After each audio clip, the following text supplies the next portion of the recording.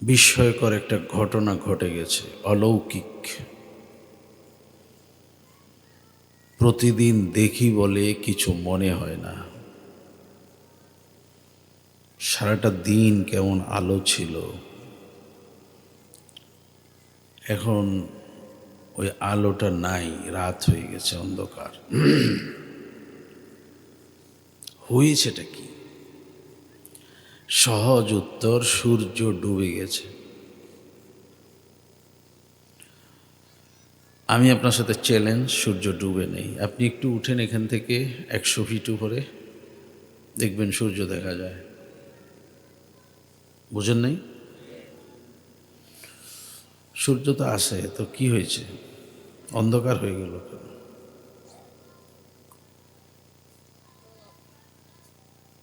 এটা বিস্ময়কর অলৌকিকতা, মহান আল্লাহ তাআলার বিশেষ ক্ষমতা প্রদর্শন। এখানে কোনো মানুষ, কোনো জিন, কোনো শক্তির এখানে কোনো হাত নেই। মানুষকে কিছু ক্ষমতা দেওয়া আছে, জিন ওদেরকে কিছু ক্ষমতা দেওয়া আছে, কিন্তু এইখানে নেই কারো ক্ষমতা। এই জন্য আপনাকে কিছু কথা বলতে বলেছে সন্ধ্যায়। আমি যেখানে লম্বা করে আলোচনা করি, আল্লাহর নেয়ামত, আমি রাত্রটাকে 10টা ভাগ করে কথা শুরু করি। তা আপনাদের এখানে আজকে আরেকটা ঘটনা ঘটেছে, যার কারণে অন্য আরেকটা কথা চলে যাব ভূমিকাটা শেষ করে। কি কথাটায় যাব সেটা বলে রাখি। আমার কথা বলার শুরুতে একজন কোরআন তেলাওয়াত করেছেন, আরেকজন আসমাউল হোসনা, আল্লাহ তাআলার সিফাতি নামগুলো পড়ে শুনিয়েছেন। এরকম ছোট বাচ্চাদেরকে স্টেজে নিয়ে আসা, মাইকে, আমি মেয়ে সংক্রান্ত কথা বলছি না, সাবধানে কথা শুনবেন। ছোট বাচ্চাদেরকে মাইকের সামনে নিয়ে আসা, তাদেরকে দিয়ে কিছু বলানো, দৃশ্যত খুব ভালো কাজ, দেখতে খুবই সুন্দর, কিন্তু এর পিছনে যে কতগুলি জ্বালা আছে, কষ্ট আছে, এটা আর আপনারা বুঝতে চাইবেন না, বুঝবেনও না।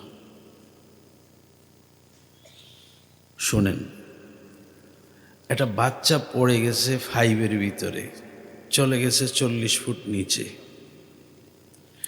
ও বাচ্চাটাকে তুলে আনার জন্য 31 ঘন্টা লাগছে, তাও পাশে আর একটা 40 ফিট গর্ত করা হয়েছে, তার মানে বিশাল আকারে একটা পুকুর কাটতে হয়েছে। ওই বাচ্চাটা 31 ঘন্টা পরে আর জীবিত ছিল না। এ বাচ্চাটাকে যে গুহার ভিতরে, গর্তের ভিতরে, 5-এর ভিতরে পড়ে গেল।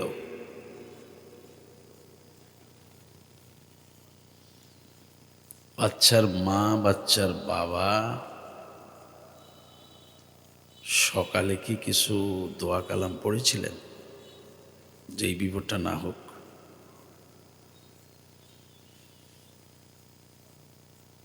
এই যে বাচ্চাটা এখানে পড়ে গেছে, 99 নাম, আমাদের দৃষ্টিতে যে লেগে গেছে, এত ছোট বাচ্চা, আমরাই তো এখনো পারি না, কেমনি সেইগুলি মুখস্থ করলো। বাচ্চাটা শেষ হয়ে গেছে, শেষ। এগুলি বুঝতেন না, এগুলি বুঝার বয়স তার হইতো না, বয়স যেটা হওয়ার হয়ে গেছে, আর বুঝার বয়স হইতো না। আমার চোখ, আমার মুখ, আমার সন্তান শেষ করে দেয়। মানুষেরটা তো হইল পরে, আমার চোখ, আমার মুখ, আমার সন্তানকে শেষ করে দেয়। যদি সাথে মাশাআল্লাহ না থাকে, যদি সাথে আলহামদুলিল্লাহ না থাকে। তা আমি এখানে খেয়াল করেছি, আপনারা মাশাআল্লাহ বলেছেন, এটা একটা ভালো লক্ষণ। এগুলি থেকে বিরত থাকা ভালো। তারপরে আমি আমার কথায় যাব, এগুলি থেকে বিরত থাকা ভালো। ছোট বাচ্চা মানুষ, এদের কোনো ডিফেন্স নাই। এরা নিজে এখলাস ফালাক নাস পড়ে নিজেকে নিয়ন্ত্রণ করতে পারে না। বিসমিল্লাহিল্লাযী লা ইয়াদুররু দোয়া পড়ে নিজেকে একটা নিরাপত্তা বলয়ের ভিতরে রাখতে পারে না। এই জন্যই বাচ্চাদেরকে আপনারা দোয়া পড়ে নিরাপত্তা বলয়ে রাখতে হবে।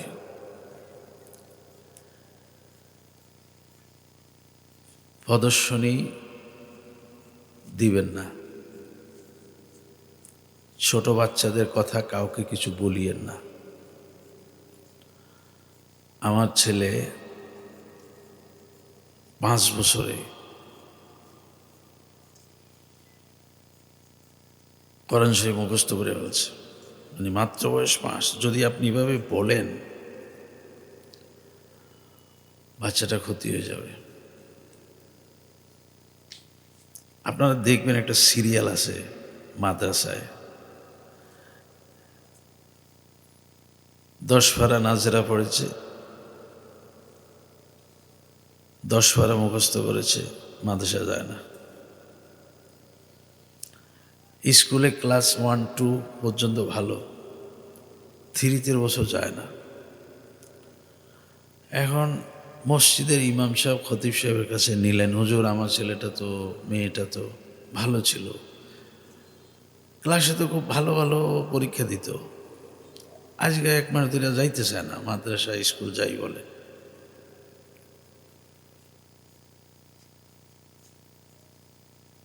কি যে হয়েছে আপনি জানেন না। কার চোখ আর কার মুখে যে সে শেষ হয়ে গেছে আপনি জানেন। আল আইনু হাক্কুন, এটা ছোট করে দেখবেন না, এটা হাদিস। নজর দৃষ্টি এটা সত্য।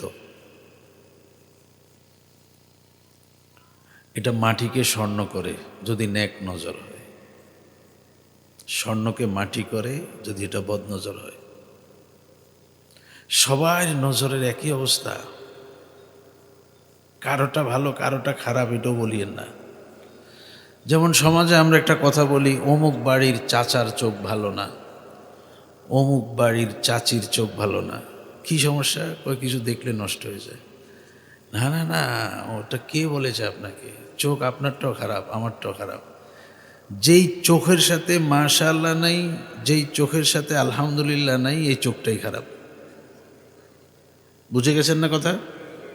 এই চোখ খারাপ, এই মুখ খারাপ। অল্পতে নষ্ট হয়ে যায়, ছেলে মেয়েরা অল্পতে নষ্ট হয়ে যায় নিজের কিছু ভুলের কারণে। গোপন কিছু কথা আছে যেটা এখন প্রকাশ্যে বলা যাবে না। কি কারণে বাচ্চা কাচ্চা নষ্ট হয়? কিছু কিছু ইমতিহানও আছে। ওয়ালানাবলুয়ান্নাকুম বিশাইইম মিনাল খাউফ ওয়াল জু' ওয়া নাকসিম মিনাল আমওয়ালি ওয়াল আনফুসি ওয়াস সামারাত ওয়া বাশশিরিস সাবিরিন।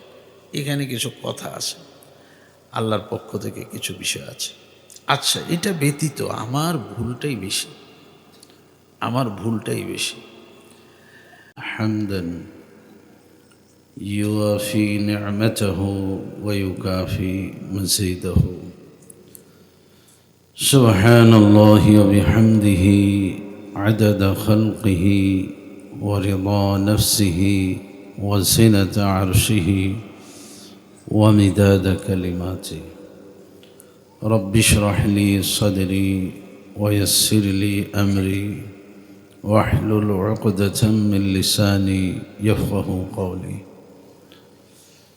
أستغفر الله الذي لا إله إلا هو الحي القيوم وأتوب إليه أستغفر الله ربي من كل ذنب وأتوب إليه أستغفر الله العظيم الذي لا إله إلا هو الحي القيوم وأتوب إليه ولا حول ولا قوة إلا بالله العلي العظيم.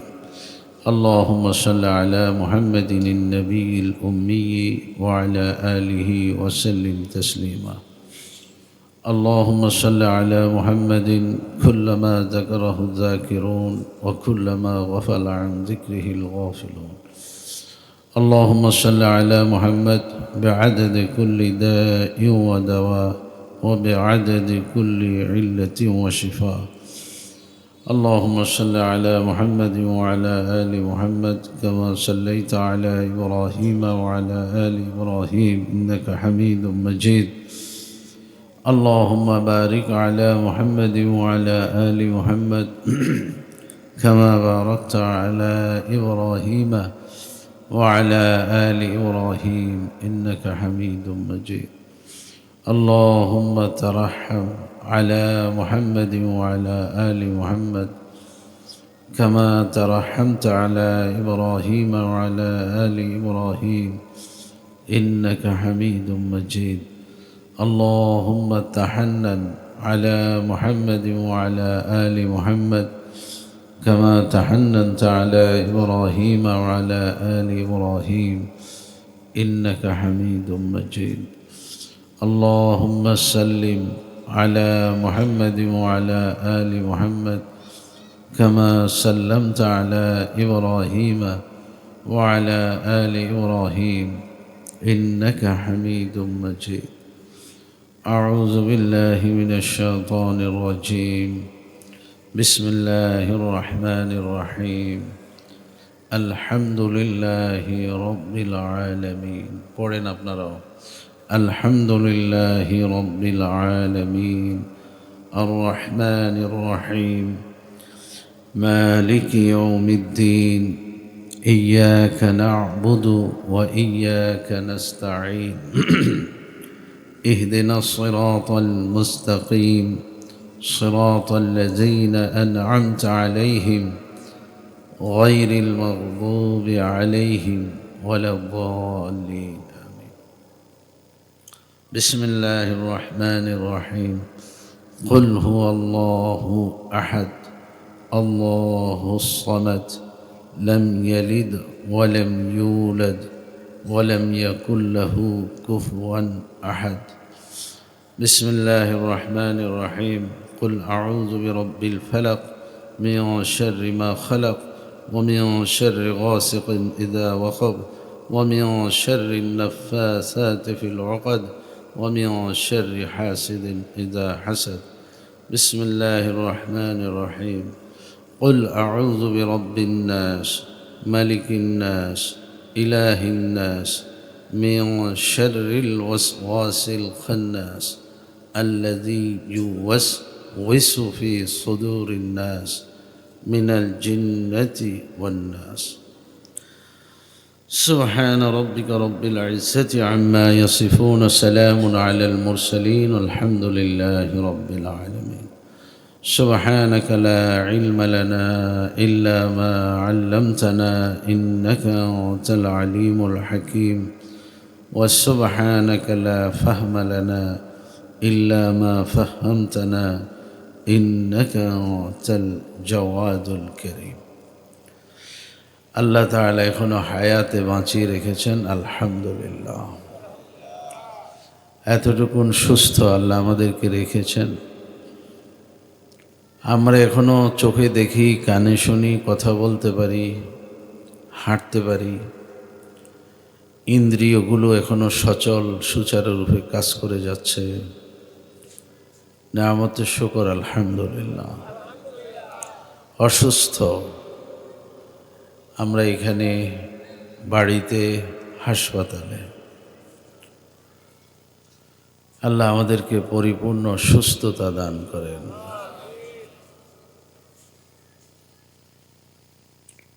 আল্লাহু আকবার।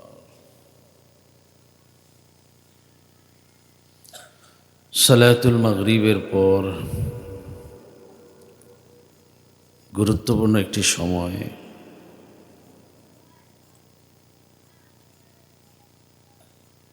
বাচ্চা যদি পরীক্ষায় পাশ করে, মাদ্রাসা বা স্কুলে যায়, ক্লাস করে, এতটুকুই আপনার যথেষ্ট। আর বাড়াবাড়ি করিয়েন না, এর থেকে বেশি দরকার নেই। হইলে আলহামদুলিল্লাহ, না হইলে বাচ্চার উপরে কোনো হদ প্রয়োগ করিয়েন না। তুমি যদি আজকে পাস না করতে পারো, তাহলে দেখো, তুমি যদি এইবার পরীক্ষায় 1 নাম্বার যাইতে না পারো,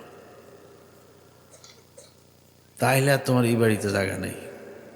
আপনি অভিভাবক না, আপনি অভিভাবক হওয়ার উপযুক্ত না, বাবা হওয়ার উপযুক্ত না আপনি।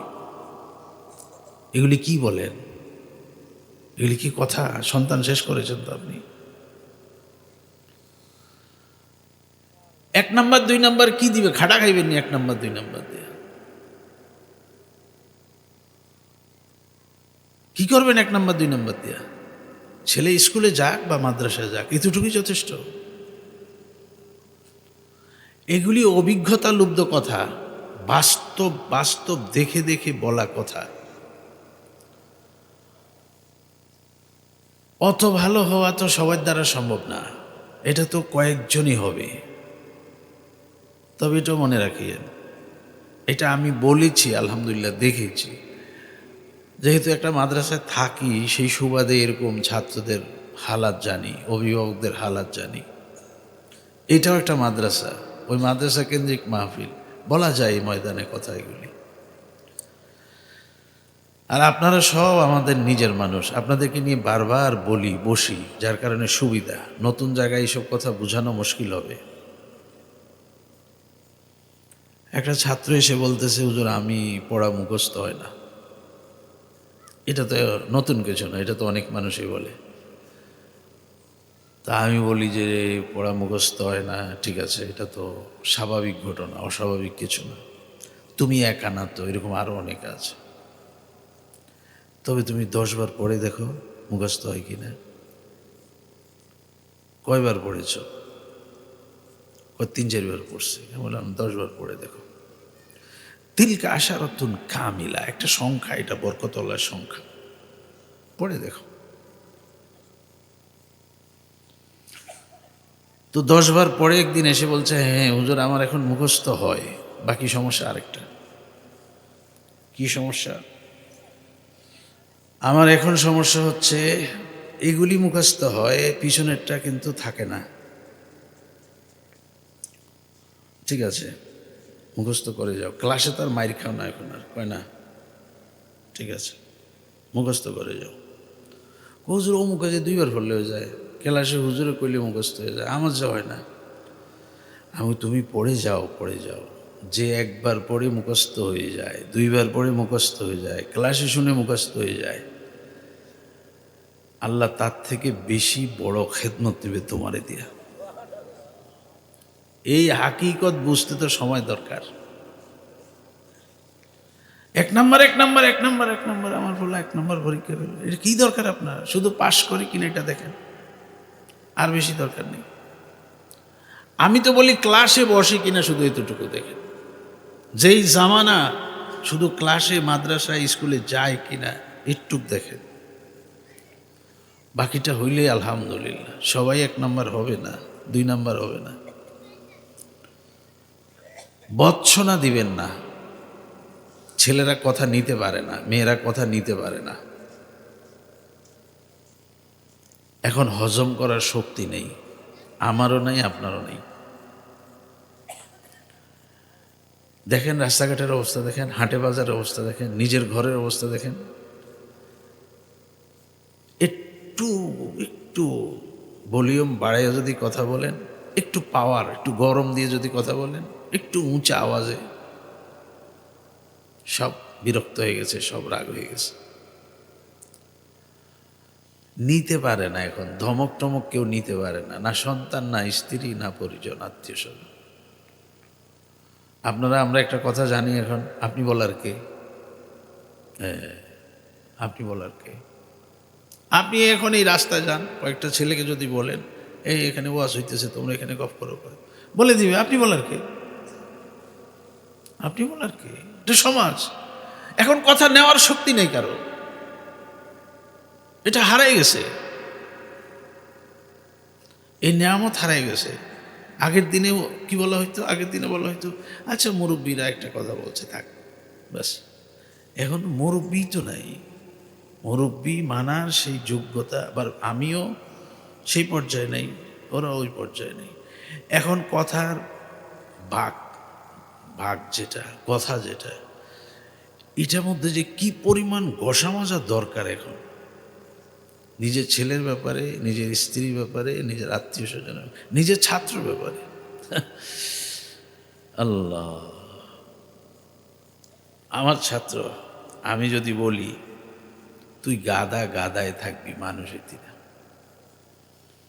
আচ্ছা আমি পড়াইতে আছি আমার ছাত্ররে, আমি বলতেছি গাদা, আমি বলতেছি গরু, তো এটা মানুষ হইব কবে? আমি তো কইতে আছি গাদা, এটা মানুষ হয় কেমনে?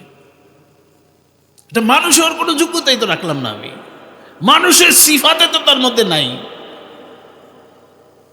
কোনো গুণাবলী তো নাই, আমি তো বললাম এটা গরু। আপনি শুধু বেত উঠাইছেন আইন করে, আসল জিনিসটা তো প্রয়োগ করতে পারলেন না।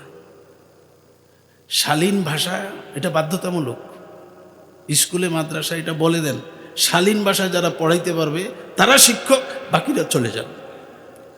বেত আরো 100টা আনেন, কোনো সমস্যা নাই, এই ভাষায় মানুষকে শেষ করে। বেতে কি করে? বেতে কিচ্ছু করে না। কি যে বলি আমরা বাচ্চাদেরকে, নিজের বাচ্চা হোক আর অন্যের বাচ্চা হোক, কি যে বলি, কি যে বলি।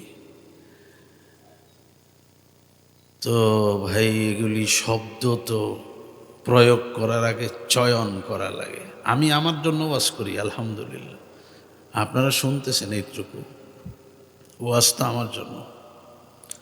আমার শব্দ প্রয়োগ করার আগে শব্দ চয়ন করা দরকার, নির্বাচন করা দরকার, কোন শব্দ এখন বলা উচিত, কোন শব্দ বলা উচিত না। আলহামদুলিল্লাহ আমি একজন ওস্তাদ পেয়েছি উজানি মাদ্রাসায়, ওনার নাম আল্লামা রশিদ আহমদ লাকসামি, উনি ইন্তেকাল করেছেন রহমতুল্লাহ আলাইহি। উনি আপনাদের এদিকে আসছেন, অনেক ওয়াজ করতেন উনি, অনেক আওয়াজ অনেক সুন্দর ছিল। তো হুজুরের কথা শুনাইছেন যে হুজুরের আব্বা হুজুরকে নিয়ে হাটহাজারি ভর্তি করাইতে যাবেন। লাকসাম মনোহরগঞ্জ বাড়ি, গ্রামের নাম হচ্ছে সরসপুর। এই সরসপুরে আব্দুল মালিক সাহেবের বাড়ি, মুফতি আব্দুল মালিক সাহেবের বাড়ি। এই সরসপুরে ওই মাদ্রাসায় গত মাসের 27 তারিখ একটা মাহফিল গেছে। তো মৌলানা হুসাইন সাহেব, যিনি খেড়িহর মাদ্রাসার মোহতামিম, উনি দাওয়াত করেছেন, ওনার বাড়ির মাহফিল গেলাম। তো আমি ওই সরসপুরে বললাম আপনারা তো আলহামদুলিল্লাহ, আপনি শুধু এটা মানে বলার জন্য না, মানে ঘরে ঘরে আলেম, সরস যে একদম সরস গ্রাম। বললাম না আব্দুল মালিক সাহেবের বাড়ি ওই গ্রাম। তো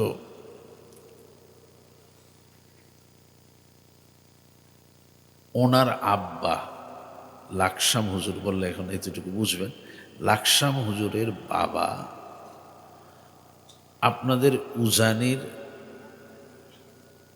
খলিফা ছিলেন। কার থেকে খেলাওয়াত পেয়েছেন? উজানির কারি শামসুল হক রহমতুল্লাহ আলাইহির কাছ থেকে খেলাওয়াত পেয়েছেন। কারি শামসুল হক রহমতুল্লাহ আলাই হলো কারি ইব্রাহিম সাহেব রহমতুল্লাহ আলাই সাহেবজাদা, আর শামসুল হক সাহেবের সাহেবজাদাদের মধ্যে হলো আমার বাবা কারি মোবারক করিম রহমতুল্লাহ আলাই। তো শামসুল হক রহমতুল্লাহ আলাইয়ের খলিফা খেড়িহর মাদ্রাসার ওস্তাদ ছিলেন। তো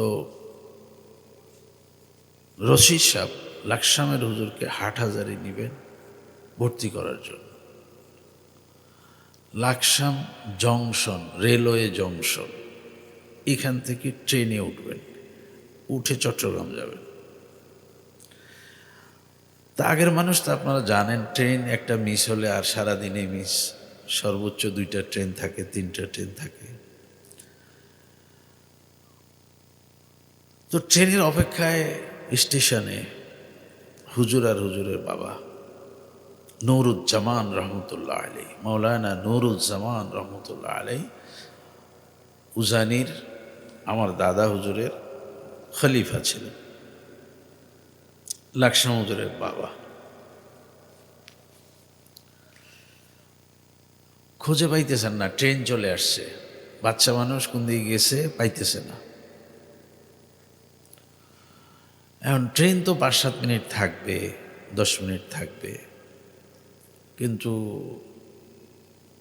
নুরুজ্জামান সাহেব, আল্লামা রশিদ আহমদ লাকসামি, ওনাকে খুঁজে পাচ্ছেন না। খুঁজতে খুঁজতে খুঁজতে খুঁজতে অনেক পরে পায়ে গেছেন। রাগ উঠে গেছে, না ট্রেনটা ছেড়ে দিলে এখন কি অবস্থা। তো বেশেকটা জবান থেকে একটা রাগের কথা বের হয়েছে। শব্দটা ছিল, শয়তান কোনমি গেছ, অন যদি ট্রেন চলে যেত, এই এতটুকু।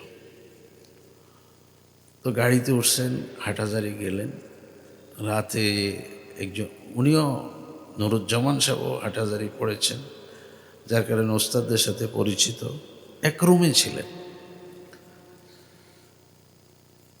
তো রাতে লাকসাম হুজুর ছোট ছাত্র, ওনার ঘুম ভেঙে গেছে গভীর রাতে। তো উনি শুনতেছেন ওনার বাবা পাশে জায়নামাজে বসে বসে দোয়া করতেছে, আল্লাহ আমি আমার ছেলেরে বলছি শয়তান, কারণ আমি মাদ্রাসাত কি শয়তান ভর্তি করাই তেমনি আনছে, এটা মানুষ হইব কেমনে, আমি কইছি শয়তান। তো আল্লাহ আমারে মাফ করে দাও, ছেলেটারে কবুল করে নাও। এই এক শব্দের জন্য আল্লাহর কাছে মাপ চাইছেন। তারপরে না ওনারা আলেম হয়েছেন। তো শব্দ প্রয়োগের আগে তো শব্দ নির্বাচন করতে হবে, কি বলা যাবে কি বলা যাবে না। শিক্ষকরা, ওস্তাদরা, আমরা যেরকম প্রতিষ্ঠানে এই সমস্ত তালিমি কথা শিখি, ঠিক আপনারা আমরা ঘরের মধ্যে এই শব্দগুলি চিন্তা করে বলা। আমি শুরু থেকে বলে আসছি, নিতে পারে না, হজম করতে পারে না এখনকার সন্তানেরা কথা। ঢাকাতে আপনাদের উজানির একজন ভক্ত, উজানি মাদ্রাসার সাথে সম্পর্ক, বর্তমান পীর সাহেব হুজুরদের সাথে ভালো সম্পর্ক, উনি ইউনিভার্সিটি লেভেলে পড়ান, এত বড় মানুষ, কিন্তু দিন মেনে চলেন। তো উনি আবার একটা পার্সোনাল স্কুল করেছেন, school and madrasa, Markazuz Zaitoona school and madrasa. তো ওখানে একটা অনুষ্ঠান, বড়রা আছেন, অনেক বড়রা, মুফতি আব্দুল মালিক সাহেব গেছেন। তো আমরাও ছিলাম। ওই প্রিন্সিপাল যিনি মাদ্রাসার, স্কুল অ্যান্ড মাদ্রাসা, উনি এক আজীব ঘটনা শুনেছেন। শুনে তো ওনার বালিকা শাখা যেটা, ওই বালিকা শাখার মধ্যে, না এটা বালিকা শাখা না, এটা শিশু শ্রেণী। শিশু শ্রেণীতে এক বাচ্চা আসে না। তো আমরা তো এটাও জানি না, আজকে স্কুলে একটা বাচ্চা না আসলে, মাদ্রাসায় একটা বাচ্চা না আসলে তার যে খবর নেওয়া লাগে এটাও জানি না। কেন আসতে পারে না? অসুস্থ হলেও তার খবর নিতে হবে, অন্য কোনো বিপদ হলেও খবর নিতে পারলে কেন আসবে না? আনার জন্য চেষ্টা করতে হবে।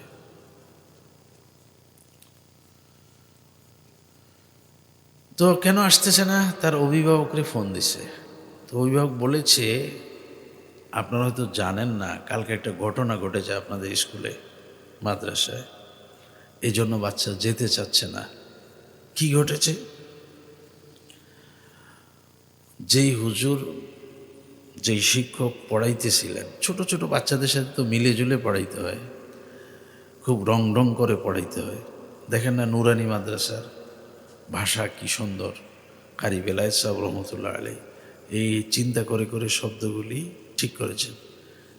আবার বলেন, জোরে বলেন, এই যে বলেন শব্দটা, আবার বলো, জোরে বলো না, একদম আপন করে বাচ্চাদেরকে সম্মানের আসনে তোলে। আবার বলেন, জোরে বলেন, সুন্দর করে বলেন। এই ভাষা প্রয়োগ কোত্থেকে আসছে? বুঝে শুনে, বুঝে শুনে। আচ্ছা,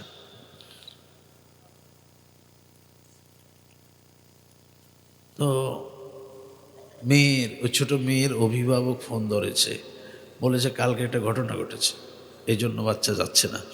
কি ঘটেছে? যেই শিক্ষক পড়াচ্ছিলেন উনি তাকে একটা ধমক দিছেন দুষ্টামি করতেছে দেখে। আর ওই মানে একেবারে 3-4 বছরের বাচ্চা, তো যেটা বাচ্চারা ঝগড়া লাগলে করে, এ বাচ্চা করছে কি, ওই শিক্ষকের হাতের মধ্যে একটা কামড় লাগিয়ে দিছে। হ্যাঁ, আপনি আমার ধমক দিলেন, দিয়েছে কামড়। কামড় দিয়ে তো হুজুর তো বুঝে গেছেন ছোট মানুষ, কিছু বলেন নেই। এখন সে তার অভিভাবককে বলতেছে, আমি তো আজকে স্কুলে যাব না। কেন যাবে না? আমি তো ওস্তাদজিকে কামড়ে দিয়ে চলে আসছি কালকে। ও, তো এখন তোমরা গিয়ে সরি বলো, তারপরে যাব। সিস্টেম বুঝছেন? মা বাবা যায় সরি কইতো, নিজে সরি কইতো না। মা বাবা যায় সরি কইব, তারপরে যাব। সময় সময় বুঝে শুনে। শব্দ নিতে পারে না, উল্টাপাল্টা শব্দ শুনলে বাচ্চারা স্কুলে মাদ্রাসা যাবে না। আপনি ঘরের মধ্যেও দেখেন, উল্টা কথা বলে ঘুরাইতে পারবেন না। ভাঁজ করে যদি বলেন তাহলে কাজ নিতে পারবেন, সুন্দর করে বললে কাজ নিতে পারবেন। গরম করে বললে হ্যাঁ ভয়ে পাইব 2 দিন, এরপরে তো পাইতো না, এরপরে আর পাবে না ভয়। 2 দিন, 4 দিন, 6 দিন, এরপর আর ভয় পাবে না। আচ্ছা, যেখান থেকে কথাগুলি শুরু হয়েছে, কথা শুরু হয়েছে, এর মধ্যে বাচ্চাদের যদি ভালো কিছু দেখেন আল্লাহ শুকর আদায় করেন, বলা বলি করিয়েন না। ফুটাঙ্গিরি ফুটাঙ্গিরি, হ্যাঁ আমার মেয়ে, আমার ছেলে না, পুরা স্কুলে পুরা মাদ্রাসায় 1 নম্বর হয়েছে, না আলহামদুলিল্লাহ আছে, না মাশাআল্লাহ আছে। তা আমার মুখেই আমার বাচ্চা শেষ হয়ে গেছে। আর পাবলিকের মুখ লাগতো না, পাবলিকের মুখ লাগতো না। মানুষ বুঝে না যে নিজের নজর লাগতো। শুনেন, সাহাবায়ে কেরাম এক মজলিসে একজন গোসল করতেছেন এদিকে, তো উনি গোসলের জন্য কাপড় খুলেছেন। এখন ওনার শরীর একদম সুন্দর, গোল বদন যাকে বলে আর কি, গোল বদন হেকমতিয়ার। ওই আফগানিস্তানে একজনের নাম আছিল গোল বদন হেকমতিয়ার। তো আসলে এটা কোনোটাই ওনার নাম হয় না। গোল বদন হেকমতিয়ার ইঞ্জিনিয়ার, আর গোল বদন তো সুন্দর শরীর। তো ওনার নাম কি, পরে অনেক কষ্ট করে নামটা পাইছি। আচ্ছা, যাই হোক, গোল বদন, ফুলের মতো শরীর। এক সাহাবী দেখেছেন ওনার গোসলের সময় ওনার দিকে নজর পড়ে গেছে। এখন উনি বলেছেন, মানুষও কি এত সুন্দর হয়? এতটুকু বলছে। উনি গোসলখানার মধ্যে ঘুরে পড়ে গেছেন। দেখছেন নি চোখের পাওয়ার, দেখছেন নি কি অবস্থা? চোখের পাওয়ার, মুখের শক্তি। সাহাবী, সাহাবী, দোনোজন সাহাবী।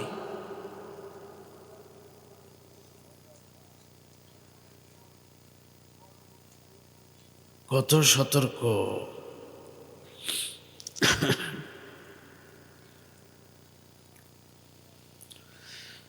আল্লাহ। পরে আল্লাহ রসুলের কাছে খবর গেছেন, উনি একটু রাগ টাক দিয়েছেন বাকিদেরকে, তোমরা এইভাবে বলো কেন? কারো কোনো ভালো কিছু দেখে একটু সুন্দর করে বলতে পারো না? দেখেন আপনারা, আমরা কিন্তু এগুলি সব বুঝি। এই যে নজর লাগে, এটা বুঝেন।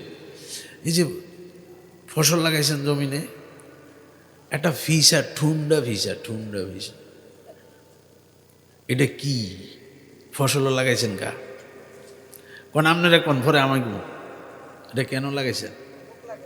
ওই দেখছেন মুখ লাগবে এই কারণে। দেখছেন? আপনি বিশ্বাস করেন নজরকে? আপনি নজরকে বিশ্বাস করেন? আচ্ছা, এটা ঠিক আছে না না ঠিক আছে এই আলোচনা না, কিন্তু আপনি তো বিশ্বাস করেন নজর লাগে, ক্ষতি হয়। ফাতিলের মধ্যে চুন লাগাইয়া লাঠি একটার মধ্যে ঝুলাই দিছে, কারো চোখ যেন না লাগে। তা আপনি বদ নজরকে এত বিশ্বাস করেন, এই বদ নজর থেকে বাঁচার জন্য ইসলাম আপনাকে কি বলেছে এগুলি একটু শোনেন না কেন? হয়ে গেল তো, এগুলি পড়লে তো হয়ে যাবে। বাচ্চাকে মাগরিবের পরে, ছোট বাচ্চা যারা, ওই যে বলেছি সেফটি নাই, নিজের নিয়ন্ত্রণ নিজে নিতে পারে না, নিজের নিরাপত্তার সূরা কেরাত পড়তে পারে না, এত ছোট বাচ্চাদেরকে তো সন্ধ্যার সময় ঘরের বাহিরে রাখতে নিষেধ করেছেন আল্লাহ রাসূল, একদম স্পষ্ট। ঘরে ঢুকে এলো বাচ্চাদেরকে, দরজা বন্ধ করে দাও, জানালা বন্ধ করে দাও। কি কঠিন কথা এটা, কি কঠিন কথা। আমি যখন ঘরে ঢুকি, দিনে রাতে যতবার ঢুকি, আমি আমার ঘরের দরজা বন্ধ করে ঢুকি। এটা নিয়ে ঘরের অন্যরা একটু বিরক্ত হয়, এই ঘরের দরজা বন্ধ করার দরকার কি? তা আমি বললাম যে এটা আদত থাকুক না, এটা ভালো। কারণ সন্ধ্যায় তো আমি ঢুকলে হয়তো খোলা থাকবে, কিন্তু সন্ধ্যায় তো খোলা রাখা নিষেধ। তো এটা অভ্যাসে থাকুক, জরুরত হলে খুলবে, অসুবিধা কি? তো সন্ধ্যায় তো আপনাকে দরজা জানলা বন্ধ করে বাচ্চাদেরকে ভিতরে নিয়ে যেতে বলেছে। সন্ধ্যা কেটে গেলে আবার বের করা যাবে, প্রয়োজনে জানলা খোলা যাবে। জানলা আর খোলা রাখার দরকার নেই, জানলা বন্ধই থাকুক। দরজা গরম এইগুলি বলিয়েন না, শুধু শুধু কথা এগুলি। গরম টরম নাই, জানলা বন্ধ রাখবেন সন্ধ্যার পরে।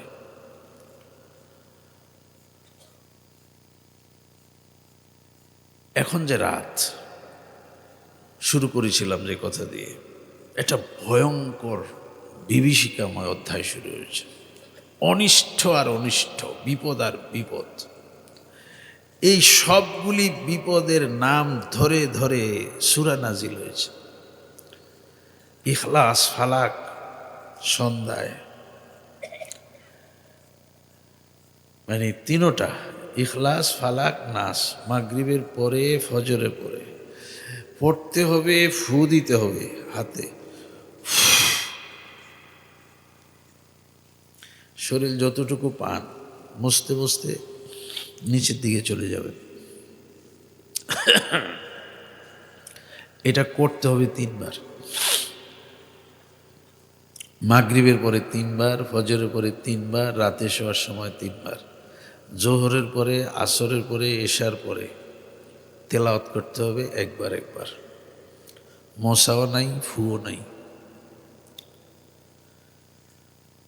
তাহলে আপনি এই সমস্ত অনিষ্ট থেকে নিরাপত্তা বলয়ের ভিতরে ঢুকে গেছেন। এটা এই জামানা না, সব জামানার ওয়াজ, কিন্তু এই জামানায় বেশি দরকার, খুব বেশি দরকার। নামাজের সালামের পরে উঠে যাবেন না, একটু বসে থাকবেন। আমি আপনাদের এখানে মাগরিবের 5-6 মিনিট আগে আসছি আজানের। আমি এসে একটা ওয়াজ শুনেছি, অনেক ভালো একটা ওয়াজ শুনেছি, আলহামদুলিল্লাহ। বলেন আলহামদুলিল্লাহ। আপনারা তো এগুলির এখন আর ওয়াজ বলেন না, এর ওয়াজ বলেন না। এই যে আমি এখন কথা বলতেছি, এটা তো ওয়াজ না। ওয়াজের স্টাইল তো আপনাদের কাছে আরেকটা। তো আসরের পরে যেই হুজুর কথা বলতেছিলেন, আমি সামান্য একটু পেয়েছি, উনি অনেক গুরুত্বপূর্ণ কিছু কথা বলেছেন। আমার অংশটুকু আমি যেটা পেয়েছি, উনি সালামের পরে, নামাজের সালামের পরে কিছু তাসবিহাত পাঠ করার কথা বলতেছিলেন। আরে আমি যখন ওয়াজ করব মানে মানুষ আমাকে যখন দাওয়াত দেয়, এটা একটা শিক্ষণীয় জিনিস। আপনাদের এই রাজারগাঁয়ের ঘটনায় কৌমি মাদ্রাসায় বড় হুজুর পিসা হুজুর রহমতুল্লাহ আসছেন বাজারে মসজিদের সামনে হুজুর বছরে একটা দুইটা মাহফিল করতেন। তো হুজুর মাহফিল করে চলে যান বাড়িতে।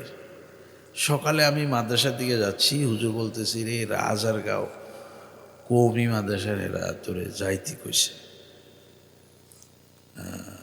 কি লেগে কয় তাও মাহফিল। আমি বললাম আমি তো এখনো মাইকে কথা বলতে পারি না, বলি না, এখনো আমি উঠি না কোনোদিন। ও এইটা তো আর আমি জানি না, তারা কইছে যাইতি, তুই যাইলে যাবি, না যাইলে না। কথার ভিতরে কথা আছে, কথার ওজনটা চেষ্টা করেছি। হুজুর কি বলেছে? হিদায়া জামাতে সুয়াম, মানে মাদ্রাসা লেভেলের আরো 2 বছর 3 বছর ছাত্র।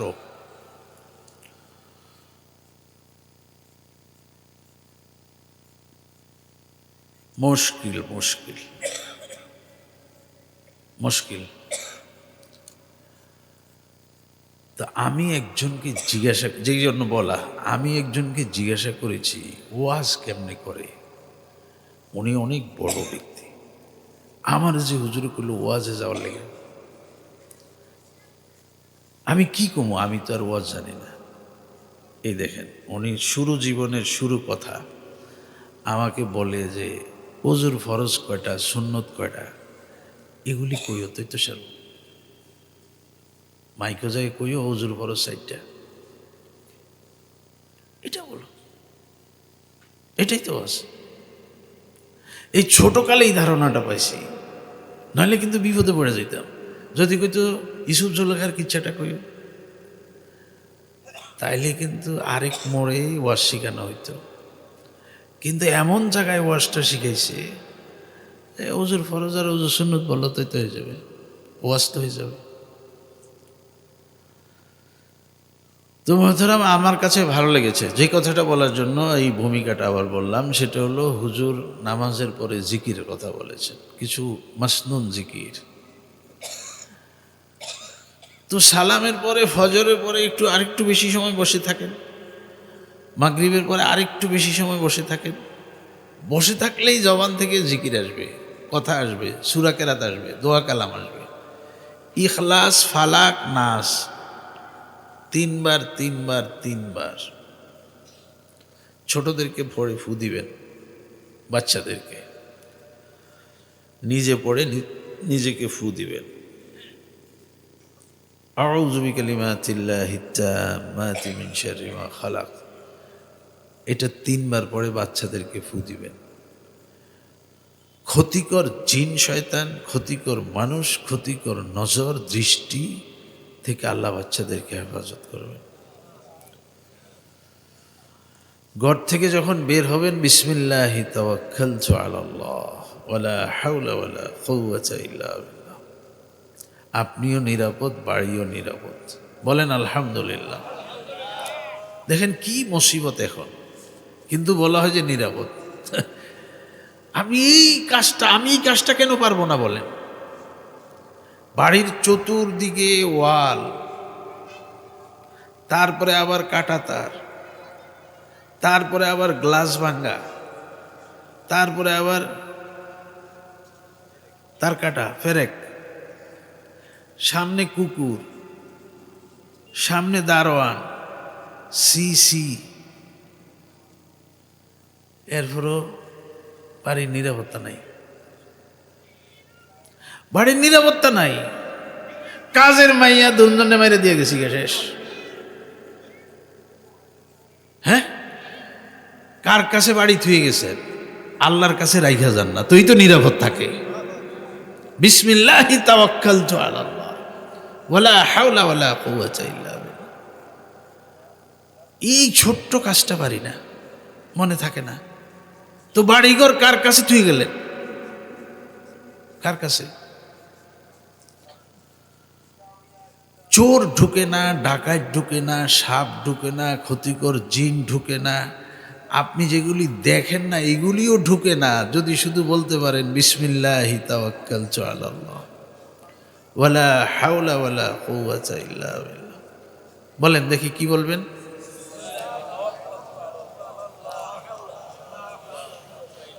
আল্লাহ, জোরে বলবেন, জোরে। কেন জোরে? না হলে অভ্যাস হবে না, মনে থাকবে না। এইটা আবার পরীক্ষিত। বের হওয়ার সময় কথাটা জোরে বলবেন, তাহলে মনে থাকবে, নিজেরও অভ্যাস হবে, আপনার সাথে যারা বের হবে তারাও জানবে, অভ্যাসও হবে, ভুল হবে না। যদি মনে মনে পড়েন, একদিন পড়বেন, 10 দিন ভুলে যাবেন। আর একটু সহজ আছে, আর একটু সহজ। সহজটা হলো, বের হয়ে গেছেন, অনেক দূর চলে গেছেন, আরে আজকে তো দোয়াটা পড়তে পারলাম না, না আফসোস করিয়েন না। আল্লাহ অনেক ওয়াসি, আল্লাহ অনেক প্রশস্ত। আপনি এখন পড়েন, আল্লাহ আপনাকে পরিপূর্ণ নিরাপত্তা দান করবেন। আল্লাহ অনেক প্রশস্ত, অনেক প্রশস্ত। এই কথাটা বোঝার জন্য একটা কথা বলি, তারপরে কথা শেষ হয়ে যাবে। আজান দিলে আজানের জবাব দেওয়া লাগে, কিন্তু যদি আমি বাথরুমে থাকি তা তো সম্ভব না। তাহলে কি করব? এখানে দুইটা সুরত শোনেন। প্রথম হলো, আজানের একেবারে মুখোমুখি সময়ে আমি বাথরুমে ঢুকবো না। আমি জানি এখন আজান হবে, আমি ইচ্ছা করে একটু দেরি করব। যদি চাপ বেশি না থাকে, চাপ থাকলে যাবেন, সমস্যা নেই। আচ্ছা, হয়তো আগে চলে গেছেন, আজান শুরু হয়ে গেছে, আপনি জবাব দিতে পারতেছেন না।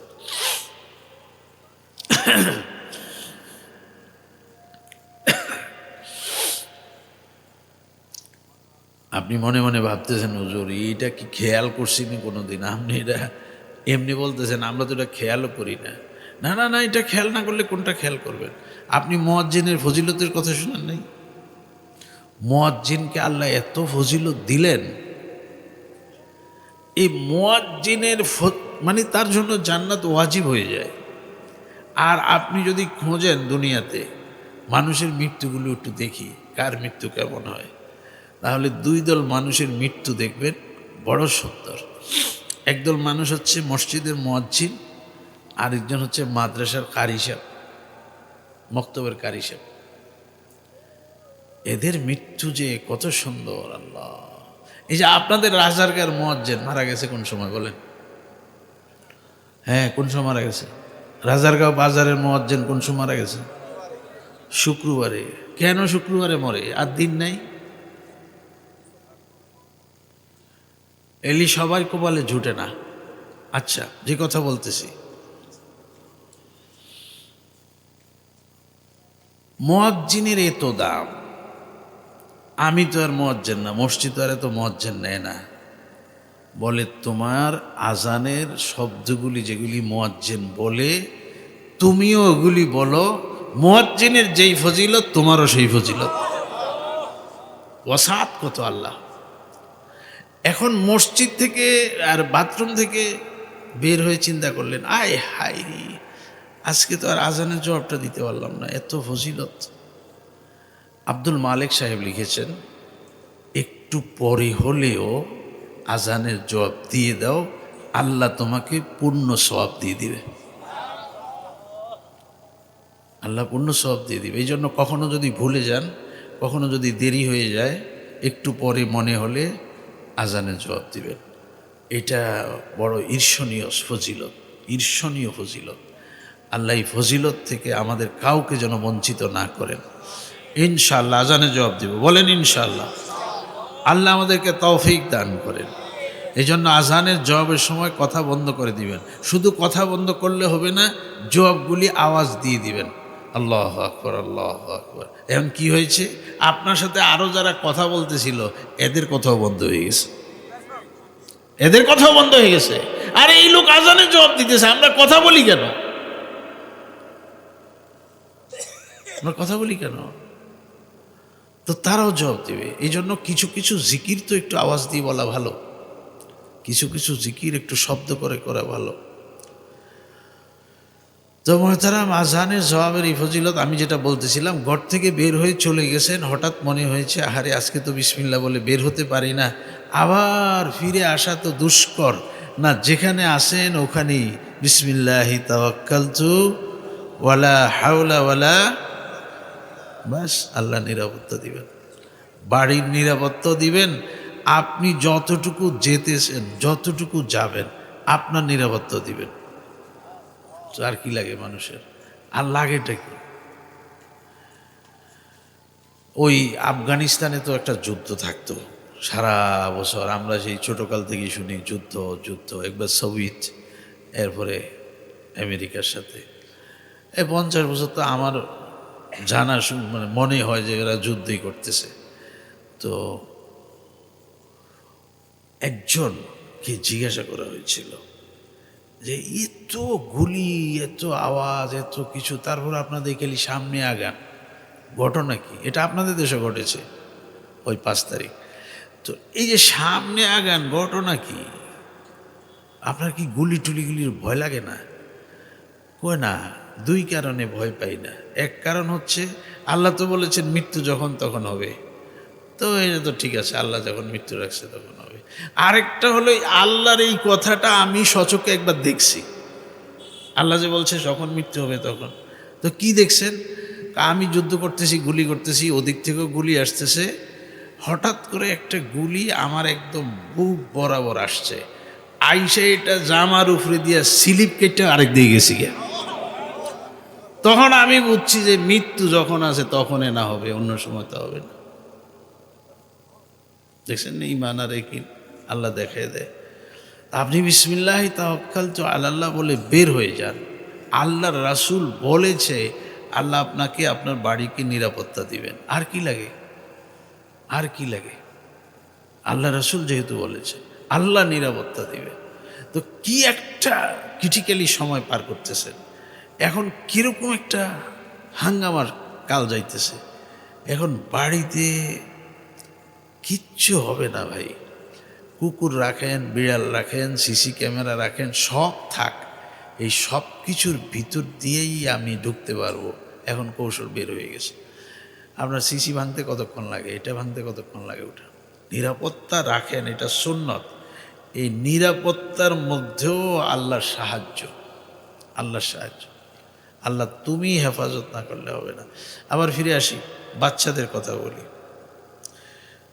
বাচ্চাদের নিরাপত্তার জন্য আপনি দোয়া পড়বেন, নিজের নিরাপত্তার জন্য সালাতের পরে একটু লম্বা করে দোয়া পড়বেন, সকাল সন্ধ্যা একটু দোয়া পড়বেন, মাগরিবের ফজরের পরে বিশেষ করে, আর হলো রাতে শোয়ার সময়। হুজুর বলেছিলেন আসরের পরের ওয়াজে সালামের পরে ইস্তেগফার করার জন্য। দেখেন, সালামের পরে নামাজের ফরজ সালাম, সুন্নত সালাম, ওয়াজিব সালাম, যেই নামাজই হোক, এই সময়টা পার হইতে থাকে দোয়া কবুলের সময়। তো আপনি তো দোয়া কবুল হওয়ার জন্য একটা সময় খোঁজেন। আল্লাহ রাসূল সাল্লাল্লাহু আলাইহি ওয়াসাল্লাম বলেছেন 2 সময়ের দোয়া আল্লাহর কাছে বেশি গ্রহণযোগ্য।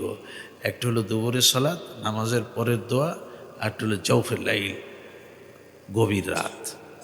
তো নামাজের পরেরটা তো আমাদের সবার জন্য সম্ভব, গভীর রাতেরটা চান কোফাল যারা তাদের লেগে সম্ভব, বাকিদের তো সম্ভব না।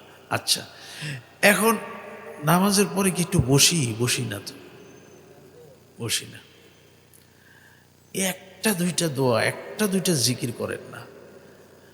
আস্তাগফিরুল্লাহ, আস্তাগফিরুল্লাহ, আস্তাগফিরুল্লাহ, আল্লাহুম্মা আনতাস সালাম ওয়া মিনকাস সালাম, তাবারাকতা ইয়া যাল জালালি ওয়াল ইকরাম, আল্লাহুম্মা আইন্নি আলা যিকরিকা ওয়া শুকরিকা ওয়া হুসনি ইবাদাতিক, আল্লাহুম্মা কিনি আযাবাকা ইয়াওমা তাবআসু ইবাদাক, আল্লাহুম্মা ইন্নী আসআলুকাল আফওয়া ওয়াল আফিয়া ফিদ দুনিয়া ওয়াল আখিরা, اللهم لا مانع لما أعطيت ولا معطي لما منعت ولا ينفع ذا الجد منك الجد، لا إله إلا الله وحده لا شريك له له الملك وله الحمد وهو على كل شيء قدير। একটা কথা বলে শেষ, অনেক জিকির। اللهم إني أعوذ بك من الهم والحزن والعجز والكسل والذل والصغار والفواحش ظهر منها ما بطن আল্লাহুম্মা ইন্নী আউযু বিকা মিনাল জুবনি ওয়া আউযু বিকা মিনাল বুখলি ওয়া আউযু বিকা মিন আরজালিল উমরি ওয়া আউযু বিকা মিন ফিতনাতিদ দুনিয়া ওয়া আযাবিল কবর। আছে আলহামদুলিল্লাহ সূরা আছে, আয়াতুল কুরসি আছে, কেউ কেউ বলেছেন শাহিদ আল্লাহ আছে, কুলিল্লাহুম্মা আছে, আছে। পরে মাগরিবের ফজর হলে তো সূরা হাশরের শেষ 3 আয়াত আছে, কুল ইয়া আইয়ুহাল কাফিরুন, ইখলাস, ফালাক, নাস, এগুলি পড়বেন। সুবহানাল্লাহ সুবহানাল্লাহ জিকির আছে। সবগুলি না পারেন, একটা তো পারেন, দুইটা তো পারেন, তিনটা তো পারেন, এগুলি সালামের পরে, নামাজের পরে বলেন ইনশাআল্লাহ। আল্লাহ তৌফিক দান করেন। আচ্ছা, যেই নামাজের পরে সুন্নত আছে মুআক্কাদা, যেমন মাগরিব, জোহর, ইশা, তার পরে আরও জিকির করতে পারেন। এটা এইভাবে বলবেন, সতর্ক সতর্ক। সালামের পরে লম্বা জিকির না করি, এভাবে বলবেন না, বলবেন সালামের পরে মুআক্কাদা থাকলে আমরা ছোট ছোট জিকিরগুলো শেষ করে মুআক্কাদা আদায় করব, তারপরে বড় বড় জিকিরগুলি, ওজিফাগুলি পাঠ করব। কিন্তু কেউ যদি সালামের পরে বসে বসে লম্বা সময় জিকির করে, তাকে ভর্ৎসনা করব না, তাকে নিন্দাবাদ দিব না, তাকে উল্টাপাল্টা বকাঝকা করব না। কোনো সময় ভদ্রতার মাধ্যমে যদি বলতে পারি বলবো, ভাই যেহেতু মুআক্কাদা আছে, আপনি মুআক্কাদা পড়ে তারপরে বাকিগুলি পড়েন, ভালো। কিন্তু আগে করলে যে হবে না, আগে করলে যে খারাপ, এই জাতীয় কোনো শব্দ বলবো না। যে যেভাবে পারো সালামের পরে আল্লাহর ইবাদত করবে, দোয়া করবে, জিকির করবে।